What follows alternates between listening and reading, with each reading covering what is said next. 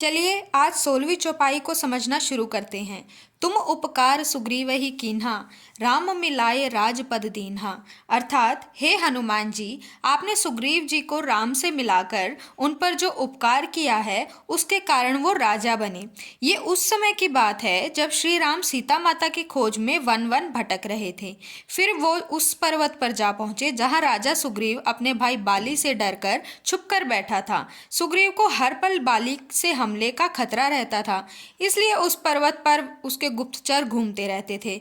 गुप्तचरों ने राम जी और लक्ष्मण जी को देखा और उसके बारे में सुग्रीव को जाकर बताया कि दो युवक वन में आए हैं और ऐसा लग रहा है कि कुछ ढूंढ रहे हैं। पूरी खबर पाने के लिए सुग्रीव जी ने हनुमान जी से कहा कि आप जाकर पूरी खबर लेके आए।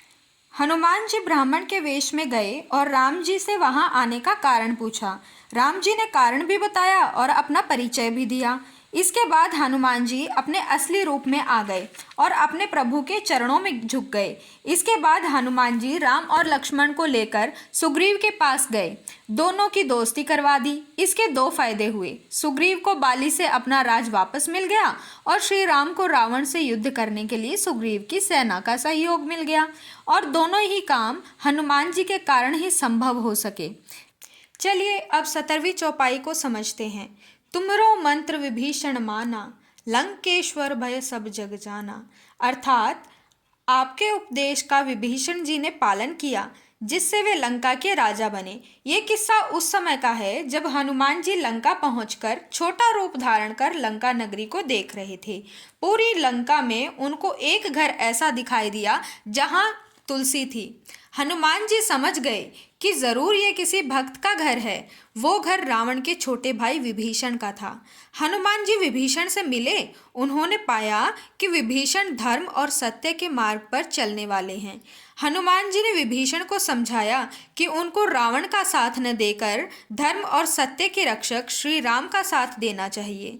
विभीषण हनुमान जी की बात से सहमत हो गए। उन्होंने पहले तो अपने भाई को समझाने की कोशिश की कि भाई उनकी पत्नी उन्हें वापस कर दीजिए, लेकिन रावण नहीं माना और विभीषण को ही लंका से बाहर कर दिया। फिर विभीषण श्री राम की शरण में चले गए और आखिर में लंका के राजा बन गए। चलिए अब 18वीं चौपाई समझते हैं, जो कुछ इस प्रकार है। जुग सहस्त्र जो जन पर भानु, लील्यो ताहि मधुर फल जानू। अर्थात हजारों मील की दूरी पर स्थित सूर्य को बचपन में ही हनुमान ने एक लाल मीठा फल जानकर मुंह में रख लिया। ये किस्सा कुछ ऐसा है। हनुमान जी जब बहुत छोटे थे तब आसमान में चमकते सूर्य को देखा। वो उन्हें फल जैसा नजर आया। बाल हनुमान सूर्य की ओर उड़ चले और उसे फल समझकर खाने लगे। ऐसा होते ही सारे संसार में अंधकार छा गया। ये बात देवराज इंद्र तक पहुंची कि सूर्य भगवान खतरे में हैं।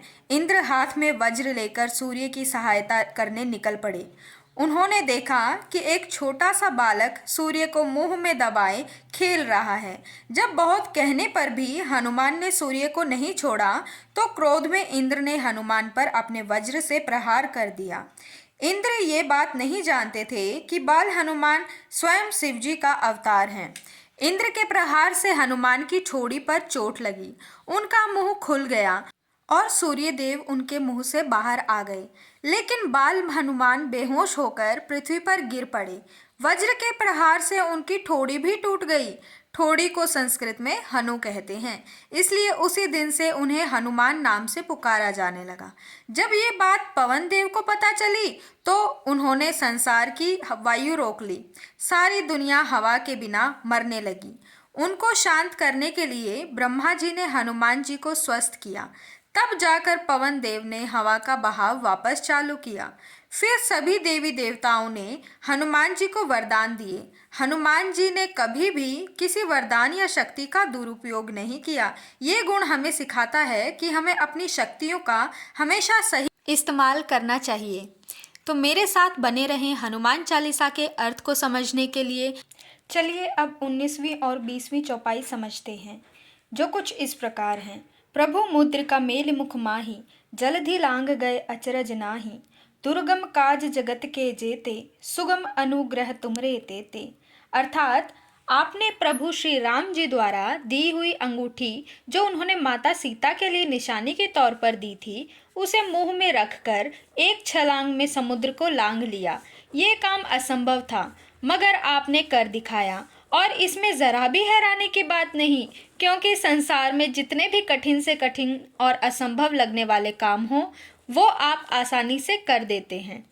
और हम भक्त भी आपकी कृपा से मुश्किल कामों को आसानी से कर जाते हैं। चलिए अब अगली दो चौपाइयाँ समझते हैं, जो कुछ इस प्रकार हैं। राम दुआरे तुम रखवारे, होते न आज्ञा बिनु पैसारे। सब सुख लहे तुम्हारी शरणा, तुम रक्षक काहू सो डरना। अर्थात आप श्री राम के द्वार के रखवाले हैं।